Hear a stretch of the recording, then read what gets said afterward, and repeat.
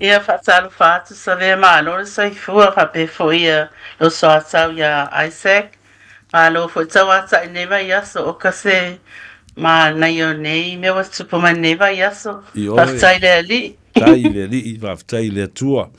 Lo nā Noi. malelei, o tātou ngā ruenga o lo whaatino, o lo mwhai o nā tātou wosi taulanga i moisi, tātou te ola moisi tangata, ia e maise lava la, o le tāpura kalame, a o tangata tonu aia le wa ave ili wha muamua, a wa peo na e whaafonga fo ia i la ufina unga ma le mātou komiti, ma le tāwhatolu o sailinga malo mo Samoa, ia i le whono whautua, ia whapena fo ia le tātou Pacific Leaders Forum, ia ai maise fo i o le sauwha inga, a sunga i whawhengainga ma le mawhtanga so whaatas a whaife au Samoa i au kilani.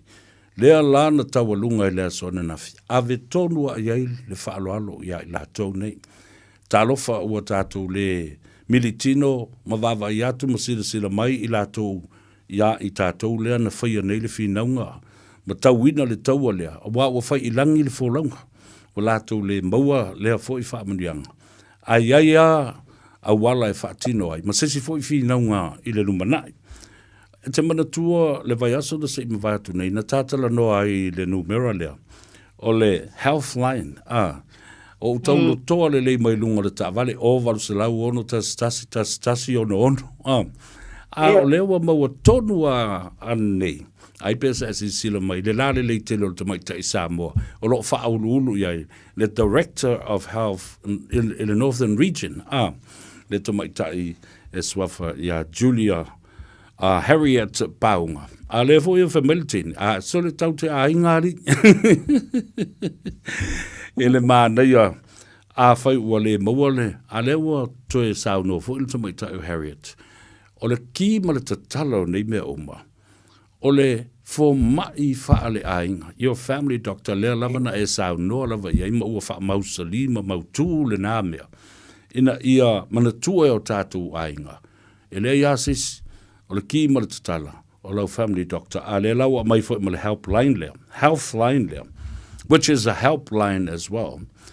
O varu se lau, ono tasi ono ono, mo so se whaalave lave tupu mai tonu le ainga, wa tapuni lau fo mai fo i lea, whaale ainga i le au, ia, ai mawhai one e wala au iei, luas fulfai tu la fitu aso le vai aso, to se teimi, au a tō male pō, e mauai, e o lava fo i nai por kalambe lena mai nei, a wha pēr e iai se whaaravelave o ai mātua, ia tangata o lova ia, ia le tamama le tina matua, e iai por kalambe mwhai o na ave iai, mō nā iaso, pā o tō e se a mwhai un toi o mai. La sau whaalongolongo mai le tāua te leo le tala noa fo i malea, fo i tua whine. Ia o te le mau aso no. O le aso nei o kase PCE disciplinary meetings kwa ta o fo i mai ai. Se ele i la se va no whaarungu longo ai ni lo pole weekend fa solo ele whaarungu longo mata si po kalami. Ai esiri ta o a whaftai lele i wa mawana awa noa awai e peifo en tatana no staimi o mawai.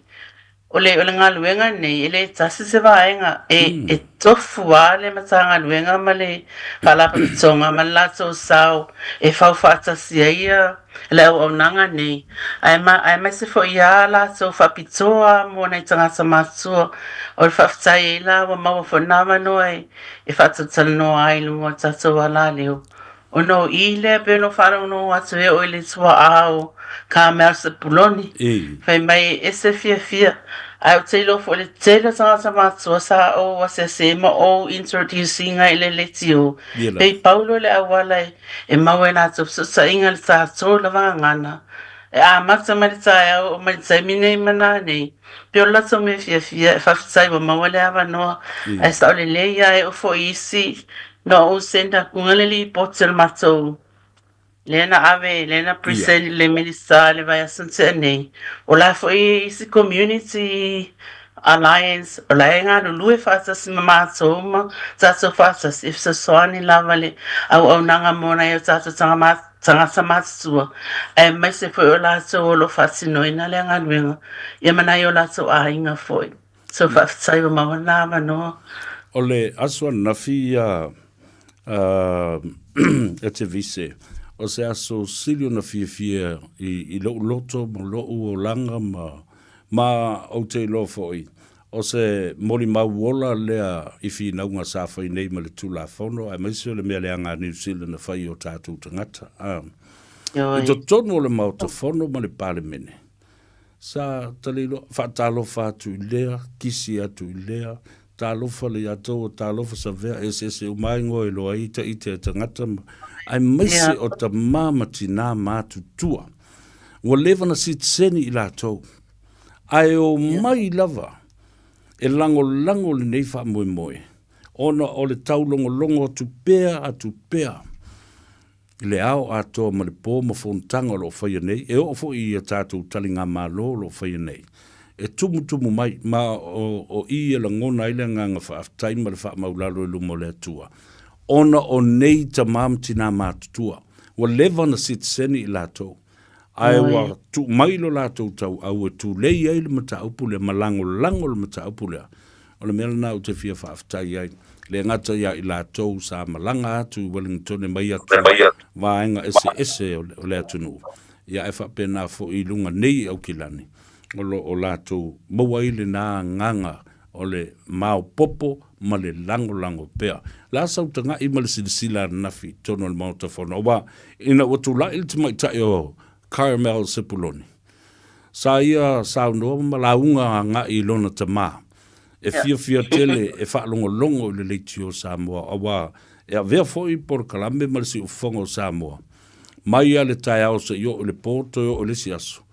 O se vai malu ma o se o talitono o se vai la au foi a o ngā a wai tele la tau nofo te to tas e le aise la tau paanga wa fai ilangi le fo launga le tina po le tama ia na nofo ale ma fa longo mai ka me valea e fai kunu Aya yo e te tsonu le ai o le si tuna na siliona o fie ai ona o le MP le mai monga keke o ia le sa mato ngā lue whata sina o mato whelo ai o ne hanga ona na o walu ave ia mato leaders e share lato story i mea e tupu tono ngā luenga o ia lava lea na fsaswani mahalo simfai mai e watu se avanoa se iti silope avanoa mateo ai e alu wainga ia e ngā lulue mawava ai ina ngā luenga le se mile fai ai o le mea o fia whaanongolongo atu le lana tamu whai mai e sao noa ta songana. O te nofa pe malingi o loi mata i le ma le alofai wana mata oilo na ofisa. E te sala atu lo le whai tutoa whaalongo atu le pese sa mola e sa tutono lo ofisa. Ona o le isi secretary asi tamalea po le suilea e o le tene Samoa. Margaret fia Esa. So fia vai so ia foi la le lentali ale li poti ale matole na avela so lulul vai so le. O ia le sa tu la i mai vai le ele min sao so i fo maloloina. A o ia lentali ina le li poti aso mai uni fa pe fo ia communities ese mai tono New Zealand. Ese le mana ia o le toe le toi wha mautu ina o le tala le sa ua o nanga nei le leiti o Samoa. Ele ngata i tala i o lo a watu ai whatuanga ma watu ai whaamamla mangai au nanga i e maua. A le musika ne sangata matua. E ese fia i musika Samoa. Mea o malawa le sa leiti o te loina i se o tamaa. Ia, wale toi aluna frofo masa isi asa palangi le malamala mai. Ai fia a masa mai tai o te me moe ai o le leiti o Samoa la. Ia o le situ o silina maso fia nafi whawhitai atu ai le ngata lau fia on Savea o lato umana lango inga mga lulue ma lo simo ne whamoe moe. O si matu tamale whamani ai wailoa varis po fiton ta sana. Talo fai. Ia o tu sama. O waile mo sa si seni fia lua ia sau mahalo. Talo fai. Ia o le alai matsatal no pe o le weekend po la me mana oi pe fia sau inei pe ama. Ai o le meta ua le na. Whawhitai o le na umanuia a o maua lona soifua. O le mātou tira, o lata fo i le valus fulima, tausanga lona matua. Sa matua tangi mai le telefoni, na mata mai o whaafitai mai i ali whaipule i a te au. Our friend Savea from Radio Samoa is up there. Good to have you here today. E le ngata ia Carmel Sepuloni e whapena fo i Honourable Greg Fleming. Mai maunga kiki. E la ngona i lava le whaatau waa i lumo le tua. A wā lātou te whaafonga pēr. O whaia pēr le nei whinaunga. A wā o le mesa i ai. O le ato e toso fo i tua. O le a whaapipi i ai masuli ma tangata na whanau mai. I sulu ngā titi o i lātou ia i le wā lusfu whama le whasu ma leiva. Ana mātou whono muli ana o whai atu ai. O lo ulangona lea. Na musuia ia o le ngango le tua se mātou talanuanga le pō. Manisi lava o uso ma mātou wō. Mātou te masani o na whasoa i le angalu. Ma whasoa i mata upu whaa vāo mālo. I ma upu whai o mālo. Ma tūla whono. Na whai e lau tala. E ese le tāu o le tātou talanuanga. Mai na talia ina i le aso na so ina o whai le mātou whono. Awana i toi whaapi i ainis. Ma ole nganga fo i leo le malo na tai yala i le lātou whai unga. E toi whaapipi e tulo inisi, toi toso fo i leo le mataapu, mai le maua sona i unga. Ai o te whaapitai. E o ina ua le o maua ato le mea le na mana o iai. Ai ua whaia le whinangalo le malo, e tusa ma le whinangalo le atua, tātou whaaloalo ma ave le whaamrianga. Ma le whaamua i tangata mātua. O lona winga la, o si au ta ma si au tina. Lea lea whaapi i eisikseng. Ia, o le mai aso la le asunga fua. O le an mō mai lei la o wala ulia. Toi malanga atuai. E le ngātou sui o le whono fautua, o sui o le Pacific Leaders Forum, te le ngā te le ai Edwin Puni, bia whapea fōi le tai au Faiva i le fionga i le alori ia fupuleai, semi-fupuleai, ia masui o whaife au, e se loa lofo i whaife au, o loo tutu mai, ma i o mātou tua, ma wha malu, ma ta iala fo i le whina ngalo le atua, le ua manui ai, ia nei mea o tupu mai. Ia, o le valauria la, Etevise Ioane fo i le whaalongolongo mai le atunu. O le valauria whaapitoa. E o atu ai tutu i luma o e sāwha wha i mamori mau. I le fionga i le lawyer city al malo. The Attorney General will sign it into law i le asunga fua. Non winga la, o te toi le lea tu fo i Wellington i le asunga fua, i le valauria tāua. I lau mori mau ai, o maua le soifua ma le ola, e se mata upu na whina wai. Ia, mō tangata mātua. O lau silmi e tawalunga i le tātala noanga ona o le seri poti lele a vele tunu. O iai se taimi o tautu lai e sui o le uni e pui ai a te tauas tangata ua mō lia i se disciplinary committee ia po se misconduct ua le whaamuriaina. O le whaamuriaina. Ei, a tonu o le tele o cases e whai. A whai e le whamanueina o le mawhainto e fo i nga luenga. Ai tele awala e mawai e le peona o tele lopo o e sile fiaina le section 1, 2, 3 le whai a whapea le peila o le case le ma se whelo a examinei. O no lawa whaasa mai le clients po la so le ona le contracts. E sani to el watu tama Samoa le ilunga ile site. O le mela e fai o le company le employee na le tama. E va ai la so le ilunga po le ala le simef so soani ai. A wai le mawhaina to el whainga luenga. E paula mele whai maso. A pe ye se site le transfer ye tama lea. Ale ai ona ntalsanga lola ile section lea tasilua tolu. O ina la e tauna mai ele le vai ngā tupele e support ai ma sasoni tanga whainga luenga lea po le are te leo le taimi le la su e sanga luenga ma wawa ai e sasoni ana ia awane i financial disadvantage pe misilo na ainga ma le tupele ma saina maua tusala o le inga foi la lea pe le ma whai ona ave ele company se li poti e ave se si company fa pe one to e fa fa ngai no ona tu so le malianga na fai ai ele ma fai foi na fai se longa wa I yo e mai le employment relation e fa pe mai ia wa tsau ma nga va ale fa inga le wa fai o le tupe foi le wa tsau na le ma tele wa ile sali asta mai tupe le te o fa mai e ti lo awala o mai le nga sele le tu sa tupe a le tu le fa manu ali ai le fina ngalo por samali angal sanga sale a le tu inga pepelo o a fo ini a wala sa faia e le I fe tawima ma amole mena tupu so o le tele la saimi e matso I pui ala ia sa o sanga sa fainga venga se vanga na o tsuli se se maso se le loinga pe o mai wa sanya na ia se si pepa ai tu sa o mai wa tsuaina so so ia me se pe a pe yo le company le ma so fela e nei wa mo o mai la so lo ia a le tsai o le tsai mile ia o le la o tsai la ve ia wa le ele faia le process sao ma le fea ma le fatu la fonoina mo le sanga sfinga venga natural justice po sa ole sali tale to facility ta u tele wai o tau e tu lava ina ia pui le ia tau le tangata whainga venga o le uni is a union financial membership awa pe ona o whai atu na lote lesia o Polakalame lo whanau noanga inisio uni e tu la I mai pe a fai o moria se misconduct o tangata whainga luenga.